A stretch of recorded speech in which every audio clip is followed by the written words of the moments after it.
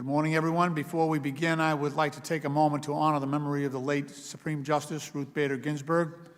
Justice Ginsburg was a force for good on the Supreme Court and a true champion for justice, equality, and the balance of power in our representative democracy. May she rest in peace. To commence with our hearing, 11 days ago, our country marked the 19th anniversary of the September 11 terrorist attacks. Like Pearl Harbor 60 years earlier, September 11th will forever be etched in American history as a date that we will never forget, and we will always remember the 2,977 souls that we lost on that horrific day. After the 9/11 attacks, the United States went to war against al-Qaeda and their Taliban hosts in Afghanistan. Since then, the conflict has taken the lives of 2,448 American service members and injured tens of thousands more.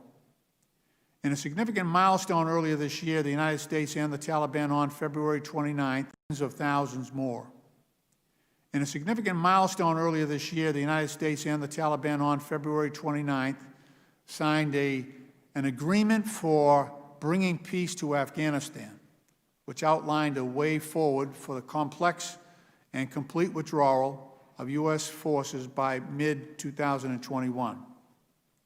In exchange, the Taliban promised to come to the negotiating table with the Kabul government and to prevent terrorist groups such as al-Qaeda from using Afghanistan to stage attacks against the United States and our allies. Despite multiple indications that the Taliban have not fully met their commitments under the February agreement, the Trump administration has steadily withdrawn U.S. forces from Afghanistan, which has ceded much of our leverage to help shape the future of Afghanistan for its people and our national security interests.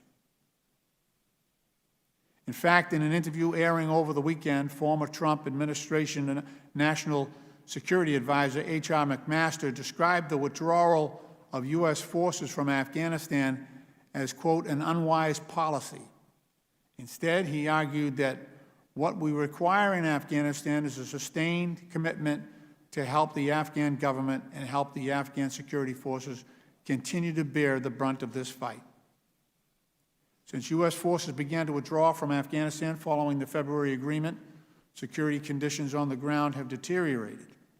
In June, the Department of Defense estimated that the Taliban sustained levels of violence 5 times higher than those observed during a February 2020 reduction in violence period. And U.S. CENTCOM Commander General Kenneth McKenzie later described the escalation as not consistent with someone negotiating in good faith. Nevertheless, after months of violence, delay, and a contentious prisoner exchange, the government of Afghanistan and the Taliban finally met in Doha earlier this month to begin intra-Afghan negotiations. But many Afghans remain deeply distrustful of the Taliban's true intention. In particular, many Afghans, especially women and girls, are justifiably concerned that the human rights and democratic gains they've achieved with the U.S. support since 2001 could become jeopardized if the Taliban return to power through force or through a negotiated settlement. Given the legacy of past failures, we must remain clear-eyed about the stakes of this moment. If the Taliban are unwilling or unable to abide by their commitments, or if political negotiations collapse, the resulting crisis would likely have a grave consequence for those Afghan people, regional stability, and international security. So I'm grateful to our witnesses, Special Representative for Afghan Reconciliation, Zalmay Khalilzad, thank you, Ambassador, and Principal Deputy Assistant Secretary of Defense for Indo-Pacific Affairs, David Helvey, thank you, Mr. Secretary, for being here today to answer our questions about the risks and the Trump administration's ongoing efforts to bring the U.S. war in Afghanistan to a close. While we are all eager for our sons and daughters in uniform to return home, it is also important that we do not needlessly or recklessly bargain away the rights and freedoms that the Afghan people have gained at such a huge cost in American, coalition, and Afghan lives. With that, I will now yield to the gentleman from Wisconsin, our ranking member, Mr. Grothman, for his opening statement.